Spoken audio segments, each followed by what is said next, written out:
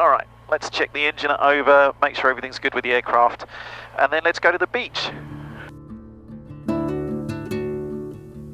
Bravo Tower, good morning, Echo Yankee Zulu is ready, holding point, Golf, departure via Warren. Echo Yankee Zulu, g'day, clear for takeoff. Clear for takeoff, Echo Yankee Zulu. Put my notes away, don't need those, just going to focus now on the takeoff. I can also remove my iPad from there. Full power.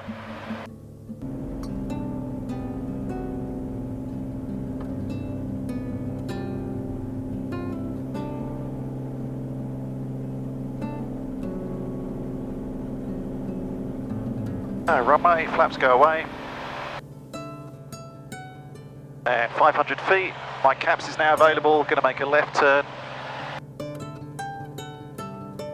Melbourne Centre, Echo Yankee Zulu passing 2,300, climbing 7,000 outside controlled airspace.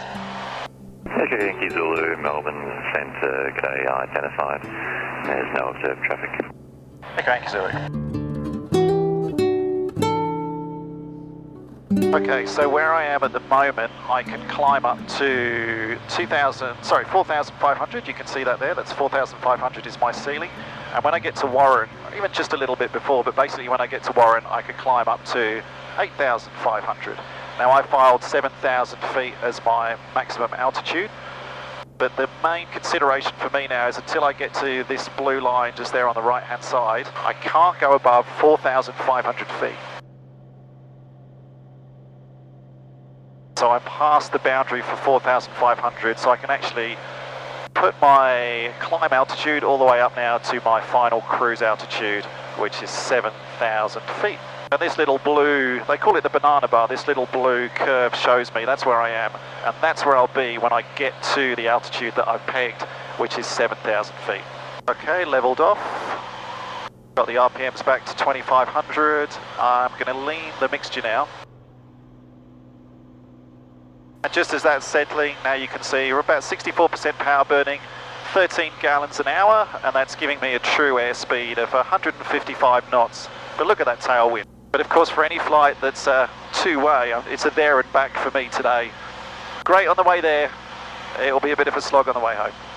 I think what I need to keep realising is that ordinary for me is not actually necessarily ordinary for everybody, and I'm really lucky to do these kind of flights. I sometimes forget how amazing that this world of aviation actually is. Whatever it is, if you do it for long enough, sometimes it becomes a bit routine, right? It becomes, I don't want to use the word boring, but it just becomes familiar. It becomes ordinary. I've always talked about aviation in terms of like it's an adventure, and I want you to see that through the videos, but I do worry sometimes that like when you make a plan and you meticulously follow that plan and everything goes according to plan as it should do in the world of aviation, can you really call that an adventure? That's the military base of East Sale that we're just passing over the top of. That's where a lot of the roulettes, if you ever watch the RAAF roulettes doing their displays, that's where they sometimes are based and practice out of.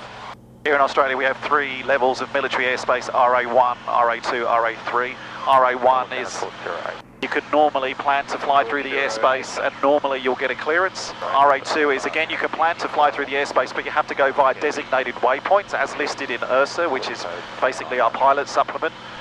And RA3 is your, you can't plan to fly through that airspace and you probably won't get a clearance to fly through it in normal situations. East Sale is RA2, so on a flight plan like today, I'm flying IFR and I've got actual waypoints. Roller 25 on Melbourne Centre. Echo Yankee Zulu, go ahead. Echo Yankee Zulu, roller 25 is VFR PC21, currently operating 15 miles on your nose, just requested your intentions. My intentions, we're going to maintain 7,000 feet, we're tracking out to the east coast to Malakuta currently. Roller 25, copied all, we will maintain above 8,000 feet till you are clear, thanks very much. Copy that, thank you, Echo Yankee Zulu.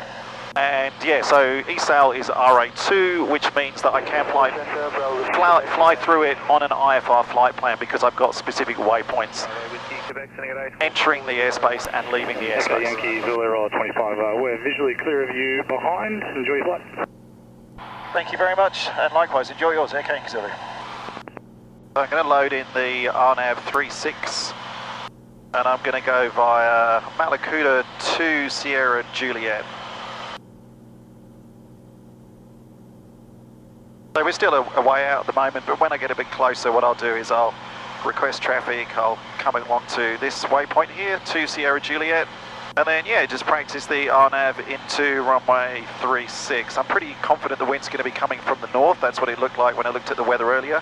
So it should be alright to do a straight-in approach to runway 36. But even though it's a beautiful blue sky day, it's still a good opportunity to practice an instrument approach. And Echo Yankee Zulu starting our descent and tracking inbound for the 36 RNAV via Sierra Juliet. Echo Yankee Zulu. And down we go. And I can see Malakuta already. I can see the airport over there. It's always nice when you're shooting an instrument approach and you can see the airport before you even start the instrument approach, but it's all practice. Just going to start bringing the power back just to slow us down as well, because we obviously pick up speed now that we're descending again. Pre-landing checks, brakes are good, undercarriage is down, lock mixture now. We'll start to enrich it. I'll put my fuel pump on. All my switches are good, hatches and harnesses, I'm secure, aircraft cockpit is secure. And we'll make our turn onto the RNAV. Now we can descend to 3,400. Malakuta traffic, Cirrus Echo Yankee Zulu is 11 miles to the southwest on descent from 4,000 feet. We'll be for a straight in to runway 36. Estimate circuit time 16. Malakuta traffic. And Echo Yankee Zulu is visual with Malakuta, cancel Sarwatch. Echo Yankee Zulu, thanks Malakuta, Sarwatch is terminated, see you later. See ya.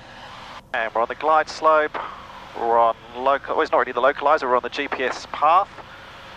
Everything's looking pretty good, speed is good, got 100 knots now, coming down with one stage of flaps. And then I just keep flying the plane down the approach and land. Minimums. We will definitely continue.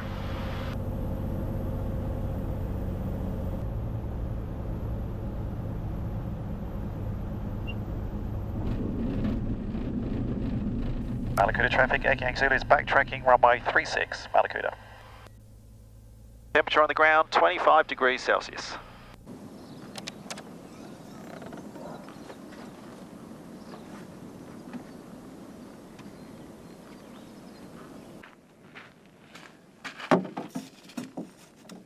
I don't know whether you can hear that in the background. That's the ocean. We're obviously close to it because you saw on the approach how close this airport is to the coast, but it's still really cool to land at an airport and hear the beach. I think that's where I'm going to go.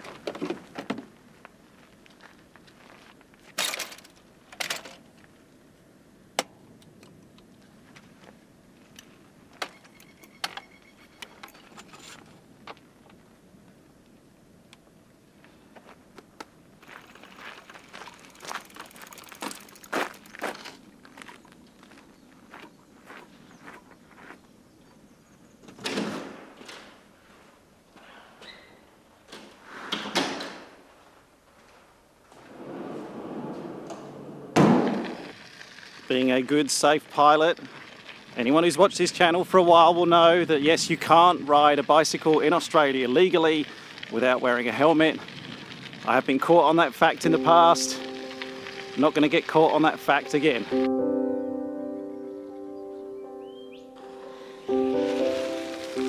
This town, Malakuta, was one of the first places I came to actually after the big lockdowns finished here in Melbourne, or here in Victoria. I flew over here. It was probably the furthest I'd been away from home for about a year and a half. And I came down to the beach and just took in a different environment, a different scenery to what I've been used to, which was basically, like all of us, it was just my house, the inside of my house. So Malakuta is quite a special place to me. I haven't been back since.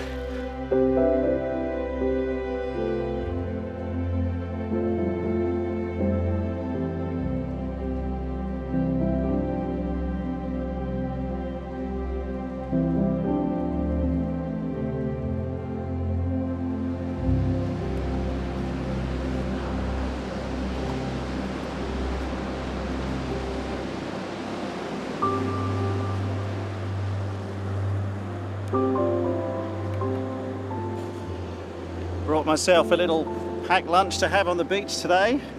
Again, one of the very ordinary parts of being a pilot, a private pilot, flying to places that you want to visit just to, well, you know, just to get a bit of clear headspace, get away from the crowds of the city. I am one of those people that can find it a bit hard sometimes to be around big groups of people. I love Melbourne as a city. It's probably my favourite place in the whole world, but even for me, it gets a bit much sometimes, and so coming and finding your own solitude, peace, calm, quiet, especially on a day like this with this kind of view, is really important. I think it's really important for my mental headspace, but probably for a lot of you watching as well. It's nice just to slow down sometimes and be calm. This town, Malakuta, actually, you may have heard of it, even if you're not from Australia, you may have heard of it when we had those terrible bushfires a couple of years back, which wiped out like billions of animals, so much of our native wildlife. And the people in the town of Malakuta actually had bushfires that encroached them, so much so that it basically cut off the entire town. And the people of Malakuta had to come down to the beaches like this to flee the inferno that was chasing them down to the water. Now, to top it all, last week here in Australia, we actually had some terrible rain showers or rainstorms that passed through the southeast of Australia. There was so much rain here that there was a landslide that cut off the main road in and out of town.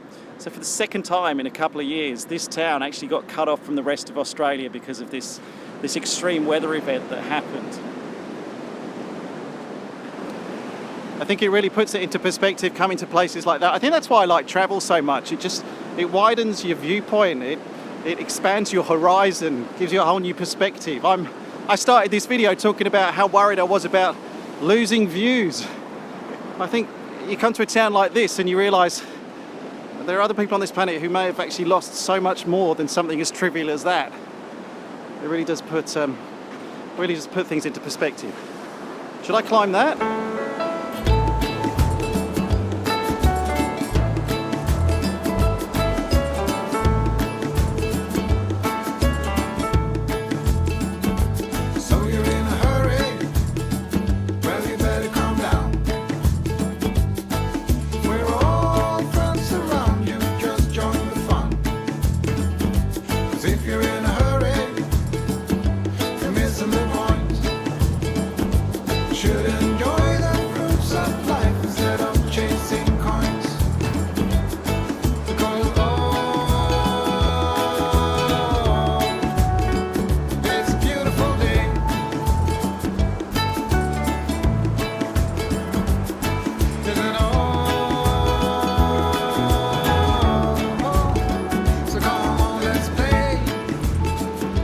Starting to get to the middle of the day now. I'm going to leave the beach behind.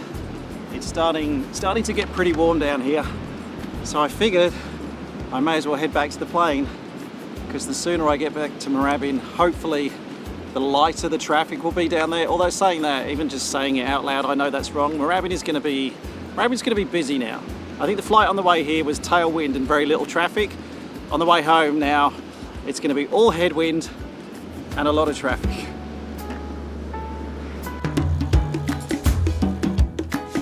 Airport.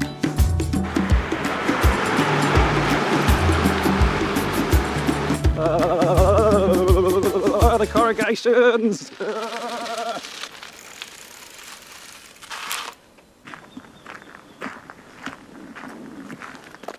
Even though this is called a World War II bunker, I know a little bit about this place. It's not actually, well, it was never used as a bunker, like an air raid shelter in the Second World War. This was like an intelligence base just to monitor activity around the coastline of Australia. Another interesting fact, and I only found this out quite recently, was that mines were laid in Bass Strait, which is the strait of water between mainland Australia and Tasmania. As early as 1917, German forces were laying mines in the Bass Strait in the First World War. And it was bases like this, with the people inside who were monitoring the communications, who actually relayed that intelligence back to the central bases to try and prevent the loss of lives in the waters around Australia. And if I hadn't bothered to make this video, I would have cycled straight past this place. I actually stopped here because I was interested, but I wanted to show you in this video what this place was. So thank you for watching, for encouraging me to do things like this. Maybe we can both come back here one day in the future and have a look around when it's open.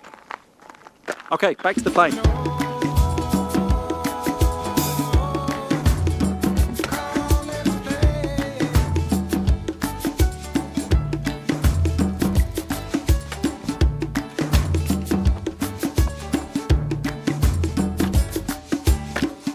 Melbourne Centre, Echo Yankee Zulu on the ground of Malakuta, IFR for Moorabbin, 1 POB, taxiing for departure, runway 18.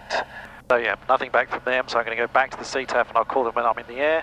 Malakuta traffic, Echo Yankee Zulu is rolling, runway 18. We'll be doing a climbing turn left circuit, overhead the aerodrome, then departing to the southwest, climbing 6,000. Malakuta traffic. Runway flaps away. 500 feet, caps is now available, going to make a left turn.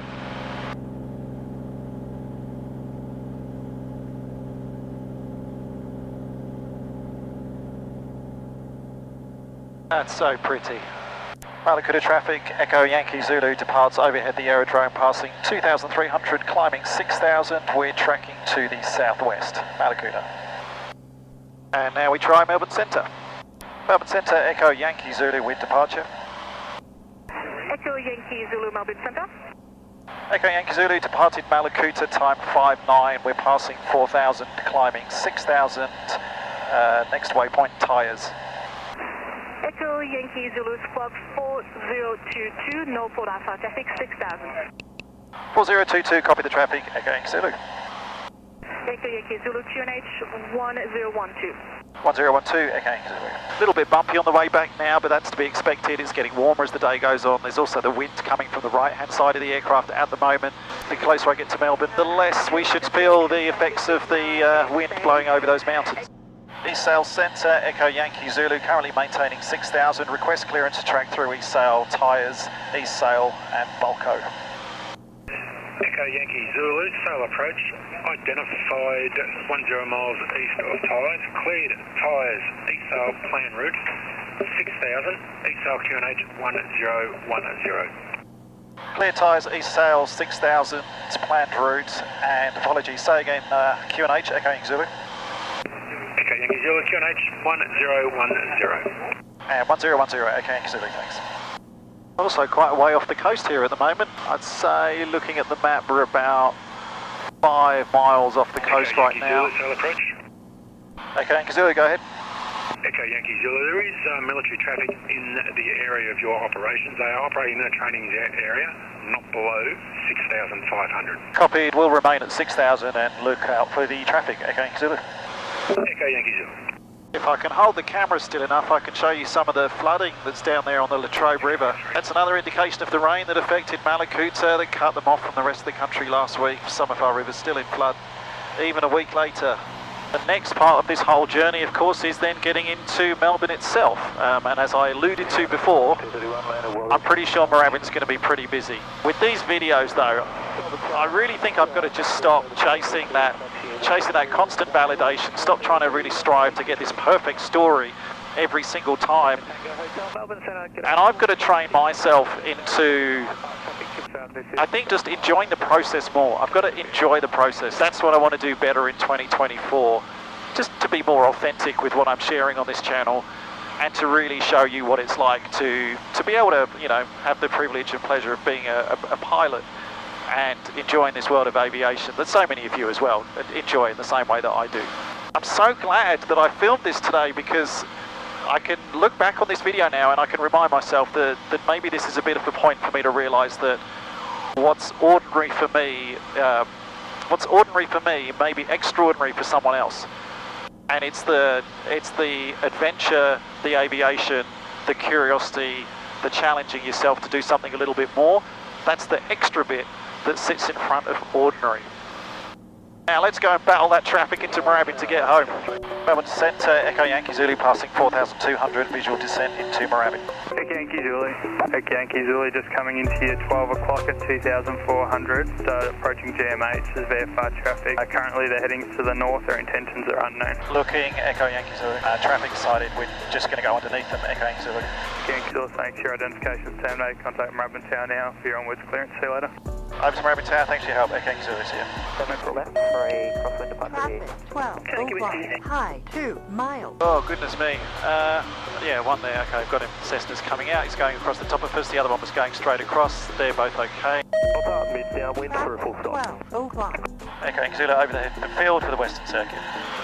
Yankee Zulu, clear visual approach, join downwind runway 17 right, follow Cessna mid to late downwind. Got the Cessna just in front of me, I'll follow him in, Echo Yankee Zulu. Echo Yankee Zulu, clear visual approach 17 right. And cleared visual approach 17 right, Echo Yankee Zulu. I really slow myself down because otherwise I'm going to get right up the back of this other Cessna that's coming in.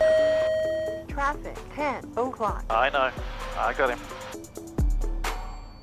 Echo Yankee Zulu, runway occupied, go around. Going around, Echo Yankee Zulu. November Oscar, hold position. Position, November Oscar. 500 feet, caps available, right turn. Okay, take 2. Echo Yankee Zulu, number 1. Echo Yankee Zulu, thanks. Which means I can keep it a bit tighter now, just in case there's anyone behind me. What did I say about coming into Moorabbin? Thankfully we have such good controllers though. Echo Yankee Zulu, clear to land. Clear to land, Echo Yankee Zulu. Traffic, 12 o'clock. Safe altitude. Thanks for coming along on my ordinary flight. Let me know if you want more of these in the future. I really enjoyed that actually. Thanks for making me make it happen.